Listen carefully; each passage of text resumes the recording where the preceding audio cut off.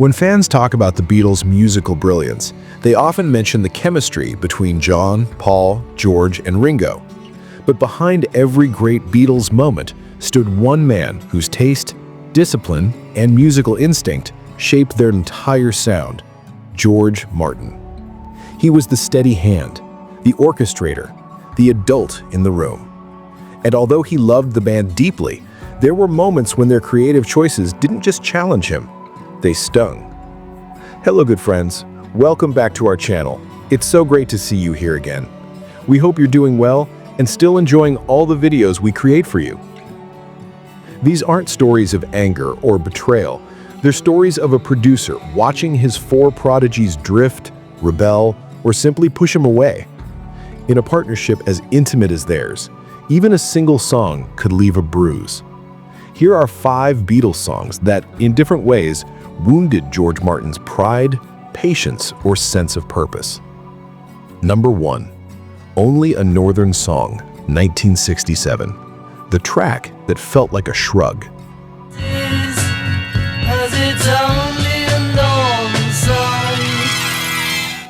On the surface, Only a Northern Song is just another quirky George Harrison composition, but its origins were personal, bitter, and aimed squarely at the music publishing system that consistently undervalued Harrison.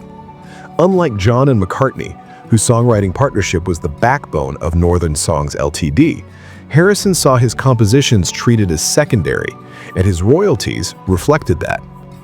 So, Harrison fought back the only way a songwriter can. He wrote a song complaining about songwriting. The track's intentionally out-of-tune trumpets, sloppy organ stabs, and meandering structure were not accidents. It was meant to sound as if Harrison didn't care. And that was exactly the problem. George Martin hated music that didn't try. He respected experimentation, but laziness, even ironic laziness, rubbed him the wrong way. To him, the song was the opposite of what the Beatles stood for. He considered it flat, dull, and uninspired, telling the band that it simply didn't belong on Sgt. Pepper. There was no venom in his rejection, but it still created a quiet fracture. Harrison, who had struggled for years to earn equal creative respect, saw the decision as yet another dismissal. Martin, meanwhile, felt caught in a tug-of-war between quality control and an increasingly sensitive young guitarist. In the end, the song was redirected to Yellow Submarine. But the emotional damage lingered. Harrison felt unheard, while Martin felt the Beatles were beginning to trade substance for inside jokes. It was one of the first signs that their once perfect balance was beginning to wobble. Number 2. What's the New Mary Jane, 1968, when Lennon stopped speaking George Martin's language. What a shame, Mary Jane, what a shame, Mary Jane had a pain at the party. By 1968, John Lennon was no longer chasing conventional songwriting. He was chasing chaos, texture, and instinct. What's the New Mary Jane was one of his most unfiltered experiments, a noisy, surreal sound collage with Yoko Ono's influence clearly woven into it. For Lennon, it was liberation. For Martin, it was nonsense. He didn't hide his confusion. This wasn't the bold elegance of Strawberry Fields Forever or the structured madness of A Day in the Life. This was, to his ears, a joke that went too far, a track built on shock rather than craft. What stunned Martin most wasn't the noise itself, it was the implication behind it. Lennon seemed to be saying, "We don't need a producer anymore. We can break the rules without you." Martin wasn't angry, but he felt a door closing. He had always translated the band's strangest ideas into coherent art, but here was a piece he couldn't translate. Lennon didn't want him to. It marked a shift in their relationship. Lennon was drifting toward a new artistic world where Martin's classical sensibilities no longer applied. Though the track never made it onto the White Album, the emotional impact was real. It was a sign that Lennon's trust in him, once unshakable, was beginning to fray. Number 3. Not Guilty, 1968.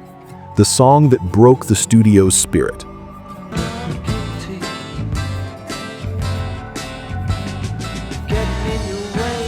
If What's the New Mary Jane hurt Martin creatively, Not Guilty hurt him emotionally.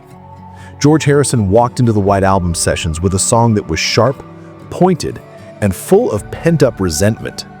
Not Guilty was his subtle response to being sidelined for years, a declaration that he wasn't the one tearing the band apart.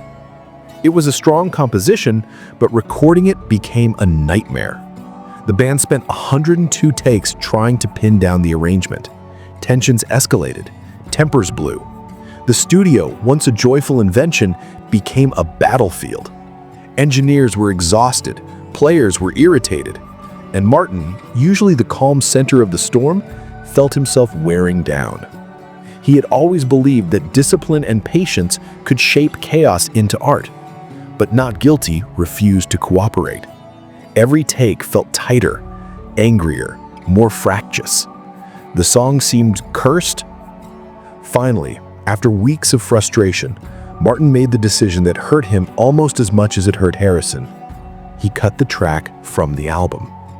It wasn't personal. It wasn't a judgment of the song. It was a triage decision in a collapsing environment. But Harrison, who had already watched Only a Northern Song get sidelined, took the omission hard. And Martin felt that pain deeply. He knew he had widened the emotional distance between them, even if he had no alternative. Number 4. Obla Diabla Da, the moment George Martin lost his temper.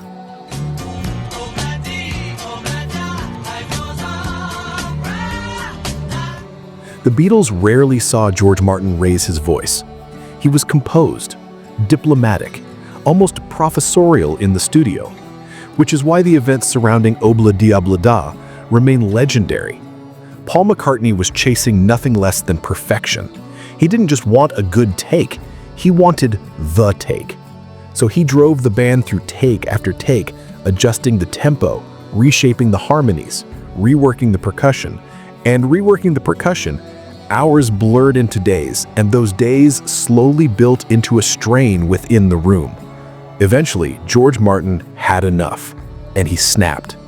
He slammed the piano in frustration and shouted, "For God's sakes, let's get this bloody thing done." It was an eruption built on years of pressure, rising egos, fraying friendships, chaotic sessions, and the slow realization that he was losing control of the group he once guided effortlessly. Martin didn't hate the song, but he hated what it symbolized. Paul's perfectionism had become tyranny. The band's unity had dissolved. The studio had stopped being fun.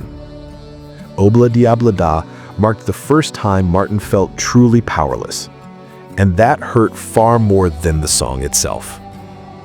Number 5. Come Together, 1969. The song that made Martin feel replaceable.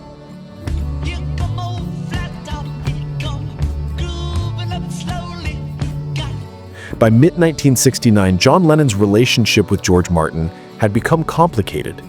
He respected Martin, but he no longer felt creatively connected to him. When Lennon prepared to record Come Together, he shocked Martin with a simple request. He wanted Glyn Johns, not George Martin, to produce it. To Martin, this wasn't just a preference. It was a message. You are no longer essential. Our sound can exist without you.